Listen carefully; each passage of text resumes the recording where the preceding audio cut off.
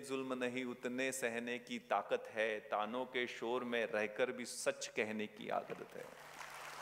मैं सागर से भी गहरा हूं, तुम कितने कंकड़ फेंकोगे, चुन चुन कर आगे बढ़ूंगा मैं तुम मुझको कब तक रोकोगे, तुम मुझको कब तक रोकोगे। झुक झुक कर सीधा खड़ा हुआ, फिर झुकने का शौक नहीं, अपने ही हाथों रचा स्वयं, तुमसे मिटने का खौफ नहीं। तुम हालातों की भट्टी में जब जब भी मुझको झोंकोगे, तब तब कर सोना बनूंगा मैं, तुम मुझको कब तक रोकोगे, तुम मुझको कब तक रोकोगे। दुसरं तिसरं काय लागत नाही, फक्त हार्डवर्क हार्डवर्क हार्डवर्क, स्वतःवरती विश्वास ठेवायचा आहे। नकारात्मक गोष्टी आहेत ना तेवढ्या जरा बाजूला ठेवायच्या, सारखं म्हणजे ज्या गोष्टी आपल्याला ऐकायला आवडत नाहीत ना त्या जरा ब्लेसिंग इन डिस्गाइज, इष्टापत्ती म्हणून घ्यायच्या, त्यातनं पॉझिटिव्ह गोष्टीच घ्यायच्या। अपयश येतच राहणार आहे, त्या अपयशाला यशाची पहिली पायरी म्हणून समजायचं आहे आणि कष्टावर प्रचंड विश्वास ठेवायचा। आयुष्य म्हणजे एक बॅलन्स शीट सारखं आहे। जर इकॉनॉमिक्सच्या किंवा बिझनेसच्या शब्दात सांगायचं झालं तर बॅलन्स शीटमध्ये काय, जन्म घेतो तो आपला ओपनिंग स्टॉक आहे, जे आपल्याकडे येतं ते क्रेडिट, जे जातं ते डेबिट, आणि डेथ हा क्लोजिंग स्टॉक आहे। मग जगायचं कसं? असे जगावे दुनियेमध्ये, आव्हानाचे लावून यत्तर, नजर रोखुनी नजरेमध्ये आयुष्याला द्यावे उत्तर। नको गुलामी नक्षत्रांची, भीती आंधळ्या ताऱ्यांची, आयुष्याला भिडतानाही चैन करावी स्वप्नांची। इच्छा दांडगी असे जयाची, मार्ग त्याला मिळती 70, नजर रोखुनी नजरेमध्ये आयुष्याला द्यावे उत्तर।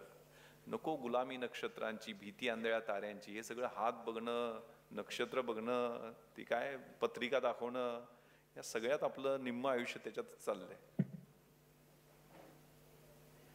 पाय असावे जमिनीवरती, आकाश कवेत घेताना, हसू असावे ओठावरती, काळीज काढून देताना, संकटाशी ठणकावून सांगावे आता ये बेहतर, नजर रोखुनी नजरेमध्ये आयुष्याला द्यावे उत्तर।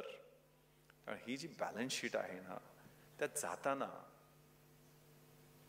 संभाजी राजांना एक पत्र लिहिलेलं होतं, त्यात शिवरायांचे 8वे रूप, शिवरायांचा 8वा प्रताप, शिवरायांचा 8वा साक्षेप, शिवरायांचे ऐसे बोलणे, शिवरायांचे ऐसे चालणे, शिवरायांचे सलगी देणे ऐसे असे, शिवराजाशी आठवावे, जीवित तृणवत मानावे, इहलोकी परलोकी तरावे, कीर्ती रोपे। म्हणजे आयुष्यात काय महत्वाचं आहे तर इहलोकी परलोकी तरावे कीर्ती रूपे, आपलं नाव पाठीमागे राहिलं पाहिजे। आणि त्या अनुषंगानं हा जो आपला बॅलन्स शीटचा प्रवास आहे, त्यातल्या शेवटच्या त्या कवितेतल्या ओळी आहेत, करून जावे असेही काही, दुनियेतून या जाताना, गहीवर यावा जगास सारा, शेवटचा निरोप घेताना, स्वर कठोर त्या काळाचाही, क्षणभर व्हावा कातर कातर, नजर रोखुनी नजरेमध्ये आयुष्याला द्यावे उत्तर। त्यामुळे ही बॅलन्स शीटमध्ये आपण काय करणार आहोत आणि कशा पद्धतीने आपला आत्ताची सुरुवात आहे ती आपण 20मध्ये असताना, 30मध्ये असताना, 40शीत असताना आणि 70ीत असताना, त्यावेळेच्या सुरकुत्या, त्यावेळेचं समाधान आणि त्यावेळी केलेल्या अचिव्हमेंट आपल्या कुटुंबानं ते पावती दिली पाहिजे, मुलांनी पावती दिली पाहिजे, मित्रांनी पावती दिली पाहिजे। हा जगला, हा तत्वांशी प्रामाणिक राहिला, हा शब्दाशी प्रामाणिक राहिला, हा स्वतःशी प्रामाणिक राहिला। त्यामुळे सगळ्यात मोठं यात कुठलं कॅपिटल असेल ते आहे character. when there is righteousness in the heart, there is harmony at home, when there is harmony at home, there is peace in the world, and when there is peace in the world, there is order when there is harmony at home, there is peace in the nation, order in the nation, and when there is order in the nation, there is peace in the world, असं APJ Abdul Kalam सरांनी सांगितलं। आणि त्यात सगळ्यात महत्त्वाचं character जे आहे ते आपल्या रोजच्या विचारावरती, वॉच युअर थॉट्स, आपले विचार हे खूप महत्त्वाचे आहेत। त्याच्यातनं दिशा आपल्या शब्दांची ठरते, शब्द आहेत त्यातनंच आपल्या कृती ठरतात, त्या ॲक्शन्स रोज आपण ज्या 21 दिवस ॲक्शन केल्या ना तर त्याच आपल्या हॅबिट्समध्ये रूपांतरित होतात। आणि त्या हॅबिट्स आहेत, चांगल्या हॅबिट असतील तर चांगलं कॅरेक्टर घडतं आणि वाईट हॅबिट असतील तर वाईट कॅरेक्टर घडतं, आणि त्या कॅरेक्टरवरती आपली डेस्टिनी अवलंबून असते। रोजच्या हॅबिट, रोज काय करायचं, खूप मोठी युद्ध करायची करायचं, रोज सगळ्यांची भांडत बसलं तर लय अवघड होईल, शक्य नाही आहे। आपण बॅटल्स चूज केली पाहिजे, खरी बॅटल येईल त्यावेळेला आपण गर्भगडीत होऊन जाऊ। आपले समोरची जी बॅटल्स आहेत ती वाईजली चूज केली पाहिजेत, सुन जू नावाचा एक युद्धशास्त्रज्ञ आहे. इसवी सन पूर्व 522 साली त्यांनी आर्ट ऑफ वॉर नावाचं पुस्तक लिहिलं. 170 पानाचं छोटंसं पुस्तक आहे. त्यात तो म्हणतो की if you know your self knowledge, कारण नॉलेज इन्व्हेस्टमेंट आहे. तुमच्या बिझनेसची नॉलेज, तुमचं स्किल ही इन्व्हेस्टमेंट आहे. तो म्हणतो की if you know your self and if you know your enemy you need not worry about the result of 100 battles. तुम्हाला स्वतःबद्दल माहिती असेल आणि शत्रूबद्दल, म्हणजे कशी स्वॉट प्रिन्सिपल आहे मॅनेजमेंटमध्ये, strength, weaknesses, opportunities and threats. स्वतः समोरच्या संधी, समोरचे धोके, आपल्या स्ट्रेंथ, आपल्या विकनेसेस याचं व्यवस्थित अनालिसिस केलं तर आपल्याला शत्रूबद्दलची आणि आपल्या स्वतःबद्दलची जर पूर्ण माहिती असेल, नॉलेज असेल, तर आपल्याला 100च्या 100 युद्धामध्ये निश्चितपणे विजय मिळणार आहे. छत्रपती शिवरायांनी 125 लढाया सरांच्याच पुस्तकात कुठेतरी लिहिले, नामदेवराव जाधवांच्या, त्यात एकाही लढाईत ते हरले नाहीत आणि प्रत्येक लढाईत ते दिसायचे. असंही तुम्ही काहीतरी लिहिलेलं आहे की कॉस माद्र नावाच्या एका पोर्तुगीज हिस्टॉरियननं लिहिलेलं आहे की प्रत्येक लढाईत हा राजा कसा काय दिसतो, त्यांचं भूत तर येत नाही ना, कुणी डुप्लिकेट माणूस तर नाही ना. आणि शाहिस्ते खान ज्यावेळेला त्याच्या 5 पैकी 3 उंगल्या काटल्या, जो म्हणायचा की काय शिवाजी का मुलक कितना है मेरे 3 उंगली हो इतना. तर ते सगळ्यात महत्वाचं आहे ते आपल्या इन्व्हेस्टमेंटमध्ये नॉलेज आहे. त्यामुळे आपलं नॉलेज कसं रोज अपडेट होईल, कसं स्किल आपलं रोज अपडेट होईल, त्यासाठी स्वतःबद्दल आणि शत्रूबद्दल माहिती असेल किंवा आपलं जे आव्हान आहे, आपला बिझनेस आहे त्याच्याबद्दल माहिती, परीक्षा आहे त्याच्याबद्दल माहिती असेल तर आपल्याला पराजयाची भीती नाही आहे. स्वतःबद्दल माहिती असेल, शत्रूबद्दल माहिती नसेल तर प्रत्येक विजयानंतर एक पराभव पचवावा लागेल. आणि स्वतःबद्दल पण माहिती नसेल आणि शत्रूबद्दल पण माहिती नसेल तर प्रत्येक युद्धामध्ये सपाटून तुम्ही मार खाणार आहात हे निश्चित आहे.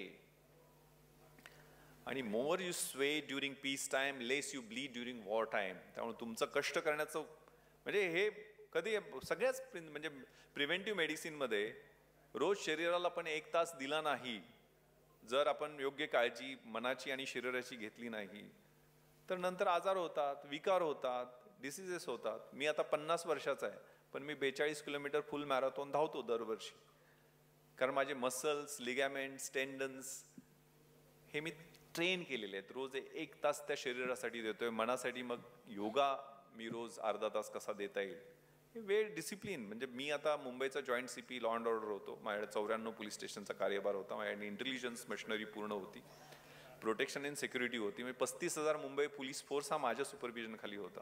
झोप पण कधी लागायची नाही, पण कसं त्याचं टाइम मॅनेजमेंट करायचं ते माझं मी ठरवलं.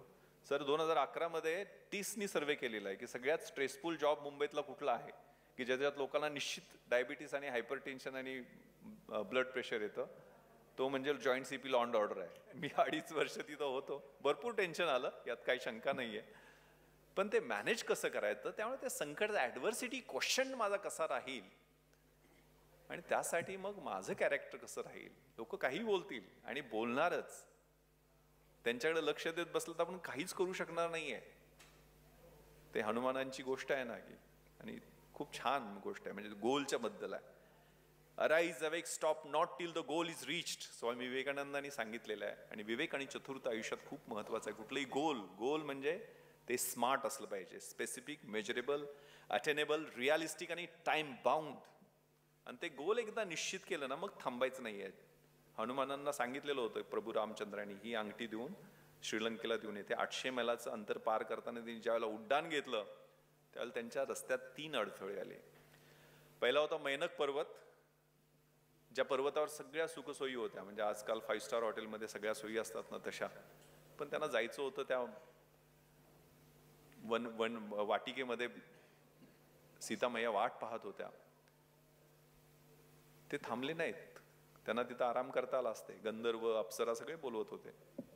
The woods are lovely, dark and deep, miles to go before I sleep, miles to go before I sleep. ही वनरा इतकी सुंदर आहे की माझा इथनं पायच निघत नाही, पण मला कुणाला तरी शब्द दिलेला आहे, मला तिकडं जायचं आहे. ते थांबले नाहीत, पुढे गेले.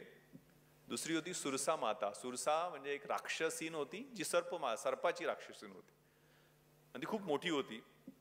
तिनं अडवलं, म्हणे तुला मी आता खाऊन टाकणार. हनुमानजी म्हटले की मी जाऊन येतो आणि परत मला आल्यानंतर खा. ते भोपळ्यातली म्हातारी होती तशी गोष्टी. ती म्हणे नाही, मला तुला जबड्यात माझ्या यावंच लागेल. तर तिनं जबडा उघडला. आपल्याला माहिती आहे हनुमानजी मोठे मोठे मोठे होतात. तर तिनं पण आपला जबडा मोठा मोठा केला आणि हनुमानजीकडे ती क्लुप्ती होती, ते एकदम छोटे झाले, पटकन जबड्यात गेले आणि पटकन बाहेर आले. म्हणजे ते प्रॉमिस पूर्ण केलं. याचा अर्थ एवढाच नाहीये की कधी छोटं व्हायचं आयुष्यात आणि कधी मोठं व्हायचं हे कळलं पाहिजे. कधी मृदू व्हायचं आणि कधी कठीण व्हायचं हे कळलं पाहिजे. मोडेन पर वाकणार नाही. एक मराठा लाख मराठा. घरात सुद्धा भावाला, आई वडिलांना काय दाखवायचं त्यात. आणि तिसरी होती सिनिका, जी द्वेषाचं असूयेचं प्रतीक. कठोपनिषदामध्ये म्हटलेलं आहे की ओम सहना भवतु सहनो भुनक्तु सहवीर्यम करवावहे तेजस्विनावधीतमस्तु मा विद्विषावहे. त्याचा अर्थ खूप छान आहे की हे परमेश्वरा, आम्हाला एक एकत्र स्ट्रेंथ दे, आमची ताकद वाढव, आमचं सामर्थ्य वाढव. मा विद्विषावहे, आमचं ज्ञान आहे ते वृद्धिंगत कर. पण सगळ्यात महत्वाचं, let us not hate each other. आमच्यातली जी असूया, द्वेष, दुसऱ्याचं चांगलं न बघवण्याची वृत्ती आहे ना, ती फक्त कमी कर. त्यामुळे ती सिनिका जी तिसरी त्याने अडवली, हनुमानांनी त्या कांदा फोडताचा बुक्कीत तिला फोडून पुढे गेले. त्यामुळे हे खूप महत्वाचं. एकदा ध्येय सेट केलं ना, इकडं तिकडं बघायचं नाही, छोट्या मोठ्या गोष्टीकडे पाहायचं नाहीये.